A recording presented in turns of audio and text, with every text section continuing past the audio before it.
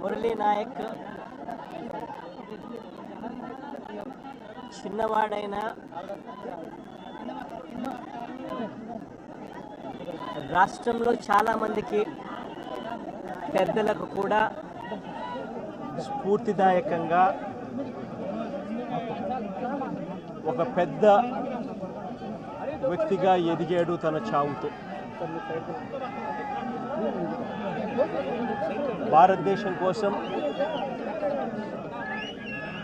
తాను పోరాడుతూ తన చావు వల్ల అనేక మంది మిగిలిన అన్నదమ్ములు అక్క చెల్లెమ్మలకు రక్షణిస్తూ తన ప్రాణాలు కోల్పోయాడు. అలాంటి మురళిని తేడమైతే వెనక్కి తాలేము,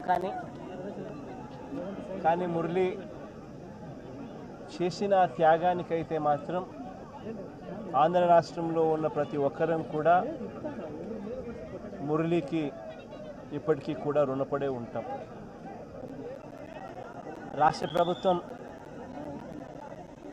మొట్టమొదటిసారిగా ఏ జవాన్ చనిపోయినా కూడా ఆ జవాన్లకు ఇటువంటి ఘటనలో ఏదైనా కానీ ప్రాణాలు కోల్పోతే, దేశం కోసం పోరాటం చేస్తూ ప్రాణాలు కోల్పోతే 50 లక్షల రూపాయలు ఇచ్చే సాంప్రదాయం మొదలుపెట్టింది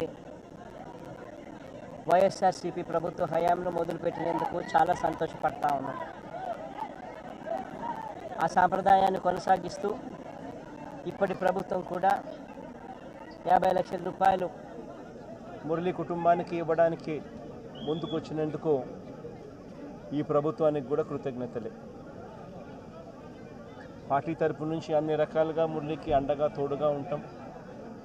పార్టీ తరపు నుంచి ఒక 25 లక్షల రూపాయలు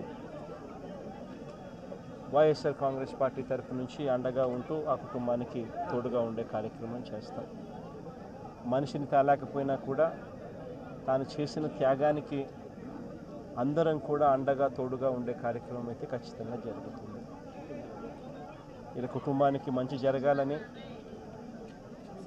చనిపోయిన మురళికి తన ఆత్మకు శాంతి కలగాలని దేవుణ్ణి మనసారా కూడా కోరుకుంటాను.